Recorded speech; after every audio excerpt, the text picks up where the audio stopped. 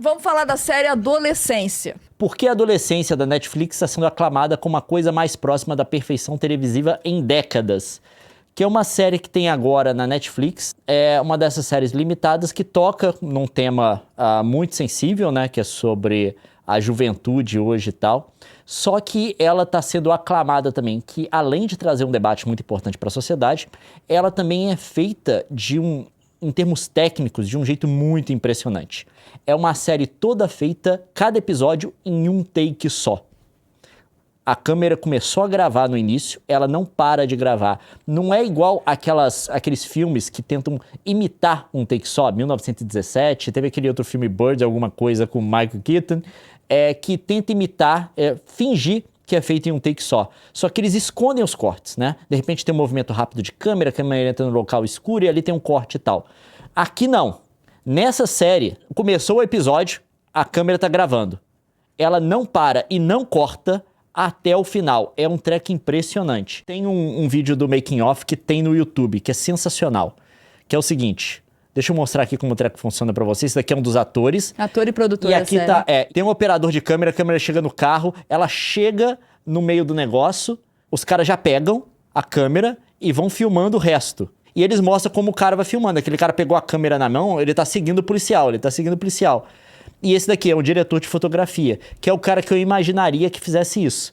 Que é um cara jovem com um boné de beisebol. Porque se esse filme aqui fosse feito por um francês de 55 anos, ele não seria feito. Não seria feito. É o cara que não quer, tipo, a minha visão artística. É um cara assim, eu vou fazer isso funcionar. Então, provavelmente é um cara, tipo assim, você precisa de um cara que vai fazer o treco funcionar liso. O desafio técnico para que isso aconteça é assim, porque o foco é manual. Exatamente.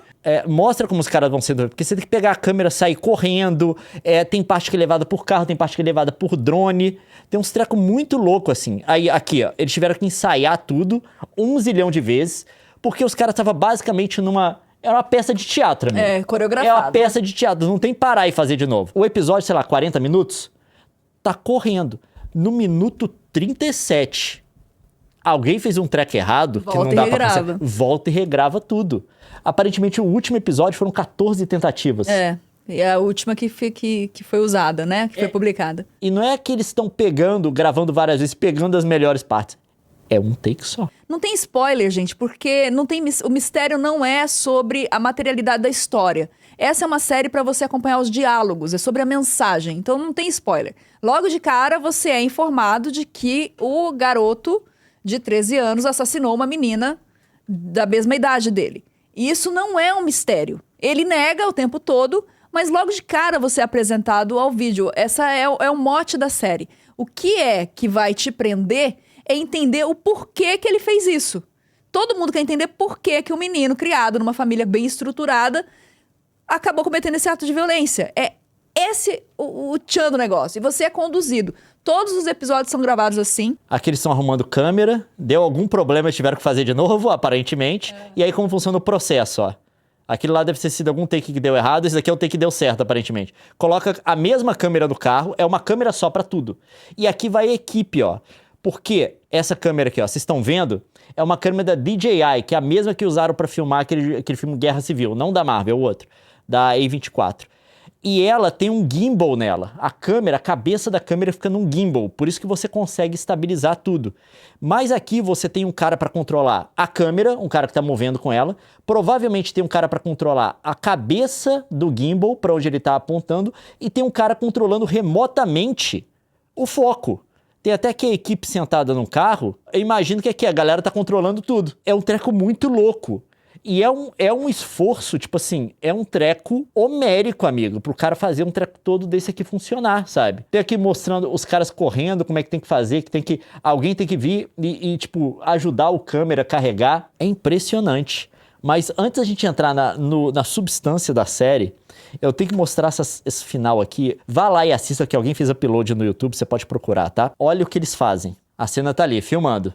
De repente, amigo, subiu. Não, vocês têm noção do que tá acontecendo? Tá dando um voo de drone. Não teve corte. E a cena tá continuando. E aqui chega o pai do criminoso. É. E vai deixar a flor lá. Aí é a mesma câmera, gente. Ela desceu do drone. O foco tá na cara dele sem errar nada. Isso é muito impressionante. Vocês estão entendendo? Isso daí era no final de 40 minutos. Se alguém faz um track errado aqui, e o final do episódio é o take mais difícil. O cara que tá operando esse foco, eu vou explicar pra vocês como funciona, que eu conheci um foquista. É operador de foco. Porque nesses filmes aqui, quando a gente tá filmando, a gente usa o foco automático da câmera. É até normal em TV, de vez em quando eles usarem. E essa câmera aqui que eles estão usando tem uma opção de foco automático também, de LiDAR e coisa do tipo. Mas, claro que desse tipo de filme você não pode confiar nisso. Você tem um cara, tá? Que tem um controle de foco, que ele consegue mexer no foco da câmera, ele tem uma tela na frente dele e um dialzinho, um negócio de rodar, que ele controla o foco por aquilo. Ele fica indo e voltando no foco. Só que tem um problema pra esse tipo de coisa. Em filme, normalmente, tem marcação no chão. É tudo preparado, o que o foquista tem que fazer. É tudo preparado. Aqui, o cara tem uma ideia do que é, mas, obviamente, que tem tanto imprevisto, ele não sabe certinho onde essa câmera vai descer no chão. Ele não sabe certinho a distância que o cara vai segurar a câmera da cara do ator. E olha aqui, a gente tá falando da câmera com abertura grande. Manter esse plano de foco aqui, acertar com a câmera mexer desse jeito, é muito difícil. Não tem prêmio pra foquista. Será que não? Não tem Oscar pra... Por que não? Olha o que esse cara fez. Vão ter que criar agora, porque... Não, eu conheci quando a gente bateu um papo com o foquista do... Eu vou chamar de operador de foco. Do filme do Shazam, quando a gente fez. Que a gente ficou lá muito tempo pra gravar uma cena de meio segundo que a gente aparece. É. Só que a gente ficou lá... Aí porque você fica muito tempo esperando em produção. A coisa que você mais faz é esperar. Porque tem que setar tudo. Tem que ensaiar, tem que coreografar. E a gente era figurante, eles não estavam nem aí pra nossa... E aí a gente ficou conversando com a galera da produção. Foi aí muito legal. Aí o cara de foco virou... alguém virou do lado do nosso grupo. O que você faz? Ele, eu sou um palpitador profissional. Ele era simpático, o senhorzinho. Eu acho que o foco tá certo. Mas claro que não. Tipo, é igual aquele povo que... Esse pessoal de foco é igual aquele povo que tem ouvido absoluto. Faz um barulho assim, o cara fala, é um dó sustenido, umas coisas assim, sabe? Os caras, tipo assim, são tão treinados nisso que eles puxam foco de qualquer coisa. Tipo assim, é um treinamento de olho e de precisão de mão. Sabe? Que os caras puxam o foco de qualquer coisa com perfeição. Eu fiquei... Só o drone aqui me impressionou, mas o operador de foco. Arrasou mesmo. Olha aqui, tá na cara do cara o foco. A atuação dessa galera é surpreendente. O garoto, ele foi escolhido pra ser o protagonista. A cena o episódio 3, em que ele é confrontado com a psicóloga, era a primeira vez dele no set. Caramba. A primeira vez. É esse garoto aqui, ó. É o Owen Cooper, o nome dele. Ele merece todos os elogios que ele tá tendo, porque a atuação dele é de gente grande mesmo. A gente vai falar de alguns spoilers da série, só que você pode assistir sabendo tudo que vai acontecer, que o ponto não tem mistério. Não tem um plot, não tem uma surpresa. É basicamente a discussão, vamos colocar, social que a série tá levantando. Acho que tem vários tópicos ali. Primeiro, essa quebra que a gente está vendo de instituições, no papel de instituições na educação das crianças, que a gente está vendo uma quebra agora, que são a escola e a família, por conta da exposição que as crianças estão tendo na internet e a rede social. Elas acabam tendo uma linguagem própria, uma coisa própria que, embora elas tivessem antes, mas dessa vez é uma coisa que os adultos normalmente não conseguem acessar, e elas estão passando mais tempo com essas ideias de rede social.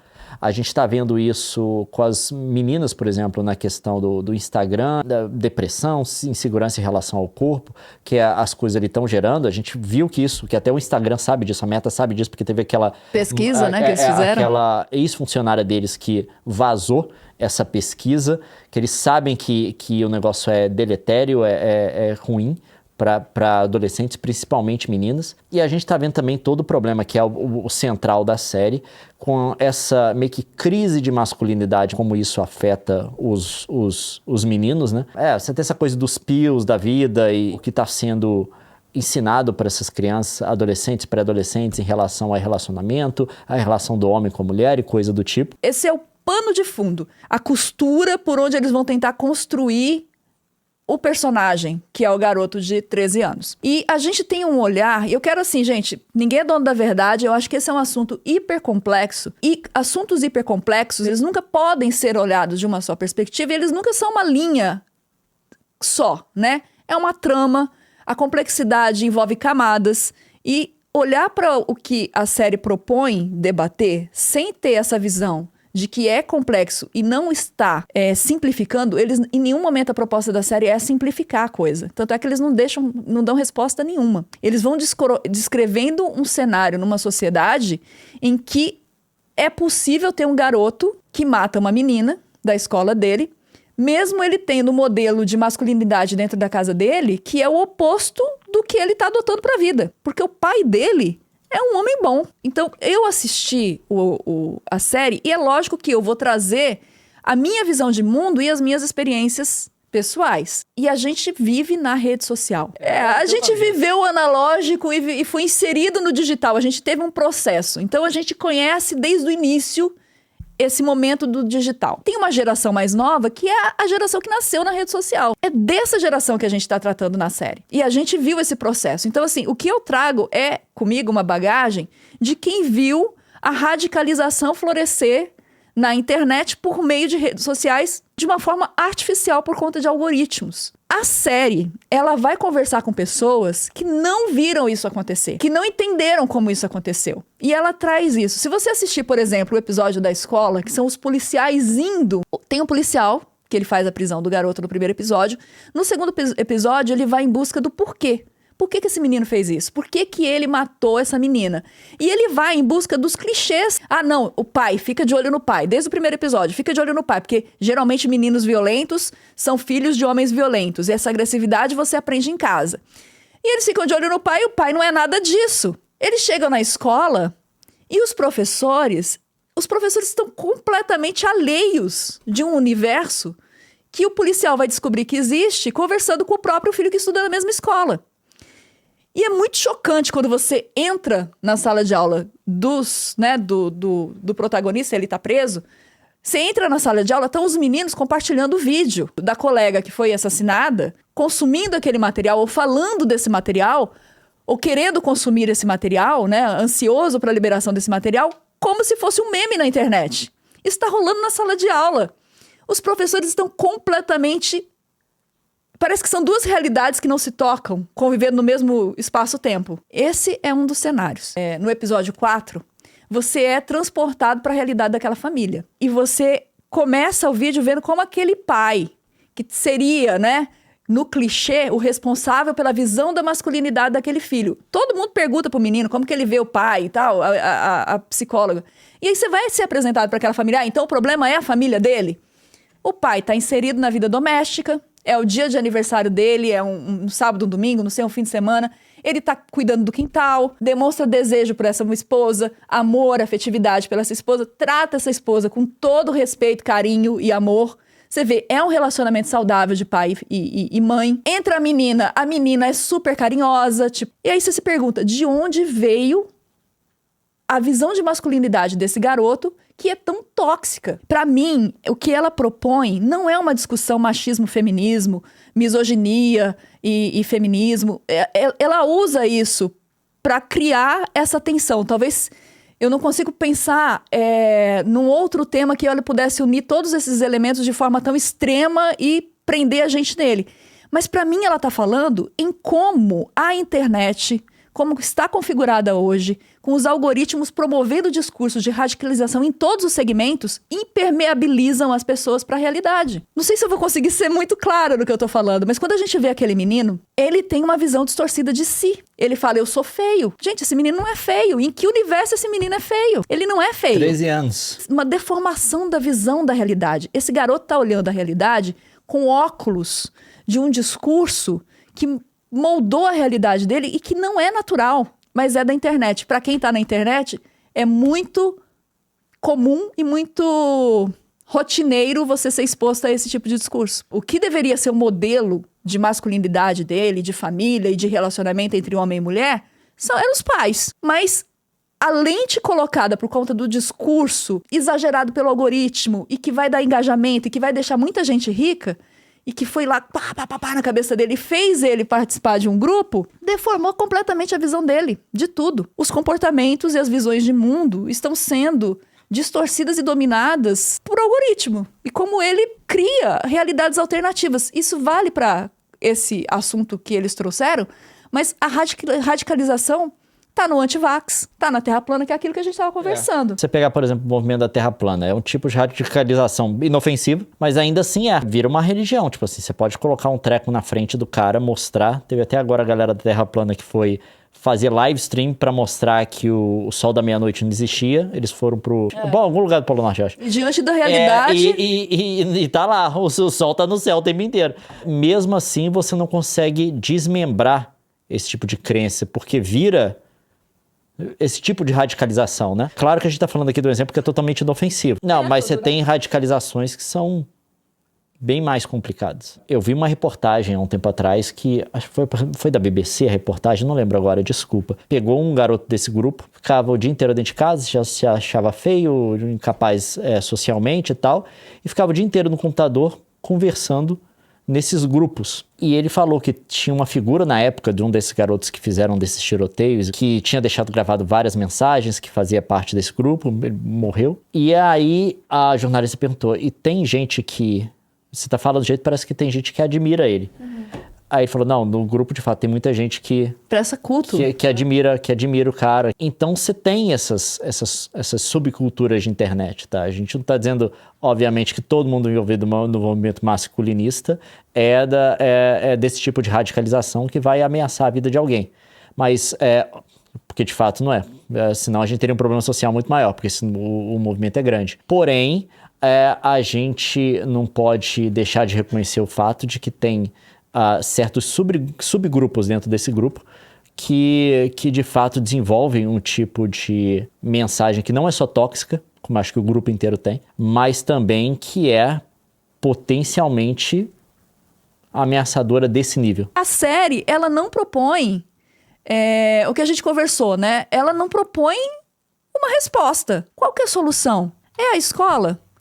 A escola falhou, a instituição da família falhou. Mas qual que é a solução? Porque essa criança tá impermeável. Não tem nada que a escola vá fazer para sensibilizar esse garoto. Não tem. O pai dele é um excelente exemplo de masculinidade que ele poderia seguir, que tá convivendo com ele o tempo todo e tá super culpado porque acha que poderia ter feito mais. Mas a criança tá impermeável, é o exemplo do pai. É isso que eu tô falando, sabe? Qual que é a solução, então? Será que não é olhar para a fonte do problema? O uso do hate, do discurso de ódio, promovendo engajamento, insuflado por algoritmos, para o enriquecimento de alguns, para o uso político de alguns. É como se as estruturas que a gente tivesse tradicionais para poder endereçar esse tipo de coisa, elas estivessem falhando frente a uma estrutura de redes sociais, de uso da internet, de desenvolvimento de linguagem, de algoritmos que radicalizam essas crianças, que é uma coisa extremamente danosa, porque não é só o garoto, né? É todo o ambiente social. É feito numa estrutura que ela não simplesmente surge do chão como uma força da natureza. É uma estrutura construída para gerar dinheiro para alguém. É isso que pega, sabe? Não é uma coisa, não, estão assim mesmo. E não tem jeito de mudar. O episódio 4, pra mim, é maravilhoso, porque tem a mãe e o pai. A mãe fala, você não é o culpado. A gente fez tudo que a gente podia. A gente achou que ele estava seguro aqui dentro de casa. Mas ele não estava. De quem é a culpa? Não tem essa resposta. Por quê? A culpa é de uma galera que ganha muito dinheiro com isso. E que não tá vivendo o drama. A galera que ganha o dinheiro tá para além da violência. Eles não são tocados por essa violência. Eles não são alvo dessa violência. E a gente não vai poder contar com eles para a solução. Você não vai catequizar o cara que ganha dinheiro influenciando jovens a odiar outras pessoas. Porque essa pessoa não vai... É muito fácil ganhar dinheiro. Porque a gente sabe que o conflito engaja, né? É por isso que os algoritmos, eles são tunados para isso. Eu vi muitos debates, eu tô assistindo tudo a respeito da série. E eu vejo as pessoas e os terapeutas falando, não, é preciso educar as crianças. Essa criança, ela tá impermeável à educação. O modelo de educação não vai funcionar. Então, assim, é preciso educar os nossos filhos. Esses pais educaram esse menino. É isso que eles estão mostrando, entendeu? É preciso fazer alguma coisa mirando quem tá ganhando dinheiro com isso, gente. Porque a gente não tem condição de lidar com o poder da atração desse discurso e da teoria conspiratória sendo martelada na cabeça de pessoas em formação o tempo todo. É lícito, é justo você ter um bilionário ficando mais bilionário, assumindo poderes políticos, com base no poder de manipulação de rede social. Você acha isso justo? É isso que a gente quer? É essa sociedade que a gente quer? Essas são perguntas que a gente precisa fazer. O que eu acho que essa série vai trazer? Ela vai trazer outras pessoas para a discussão. Porque a gente está inserido nessa discussão, porque a gente está online, a gente está cronicamente online, a gente está acompanhando esse debate à medida que ele vai se acirrando na internet. Mas boa parte da população adulta, da nossa geração para trás, está completamente alheia ao que rola em rede social. E essa série tem o poder de trazer esse problema que é tão real, mais ou menos, ela tem a função da visita do policial na escola, de fazer pessoas que estão alheias entenderem uma dimensão desse iceberg, sabe? Ver um pouquinho da ponta desse problema e a gente não vai conseguir enxugar a água desse gelo, porque a fonte dele está intocável, prosperando, ganhando muito dinheiro, incitando a divisão da sociedade, a radicalização em cada um dos temas. Cada um dos temas dicotômicos, virando conflito, significam lucro para quem alimenta esse conflito. E a gente não sabe mais conversar. A gente não sabe mais estabelecer vínculos. Eu vi gente comentando no chat, meu pai não tinha ideia do que era. As pessoas não tinham ideia. Gente que faz leis não tem ideia. Gente que investiga leis policiais não tem ideia. É muito fácil você matar as coisas com, isso é liberdade de expressão. Quando ninguém tem ideia do que se está regulando e de qual é o problema real. Se a série conseguir atrair atenção para o problema, ela já terá feito muito para um produto de audiovisual. Eu acho que ela está trazendo atenção. Agora, eu gostaria muito de ver os debates caminhando para algo para além da culpabilização da família, da escola. Claro que todo mundo tem sua participação. Uma coisa que o Graham, que é esse ator aqui, que é o pai da criança, ele fala, é aquela frase de que é preciso uma vila inteira para se criar uma pessoa, né? Para se formar um ser humano, você precisa de uma rede de apoio. A gente tem que internalizar isso, sim. Mas entender que não adianta rede de apoio se você tiver gente ganhando dinheiro, investindo dinheiro em discursos que impermeabilizam essas pessoas a qualquer interação que os modelos antigos poderiam oferecer para ela. As leis começam na discussão de ideias, as coisas concretas começam na verbalização do problema. Então, assim, falar, vocalizar é o primeiro passo. E poucas pessoas têm coragem de meter a cara para vocalizar sobre esses assuntos, porque é um vespeiro. Você está lidando com o lucro de muita gente. E a gente não está falando só do bilionário. Você tem uma série de influencers que surgiram e ficaram bilionários, não mas milionários, insuflando diferenças né, de radicalização. A gente viu isso acontecer na internet nos últimos 10 anos. Você expor o seu pensamento na internet hoje em dia é você ter a consciência de que você vai ser alvo de violência na internet também. A gente tem que encontrar forças e pessoas que estão ali querendo uma solução para que as nossas vozes se somem e possam criar um barulho. Não só na internet, eu acho que trazer para o mundo real. Tem tantos pais que largam os filhos novinhos na mão das telas. Isso é um problema real. Você está dando seu filho como presa fácil para que o cérebro dele seja moldado por quem não está nem aí para sua família, para a segurança do seu filho. Que se seu filho se envolver com um crime, se ele for um personagem disso na vida real, essa galera vai ganhar mais dinheiro ainda, espizinhando, consumindo o conteúdo gerado de violência. A gente tem que entender que é isso. Que é nesse universo que a gente está.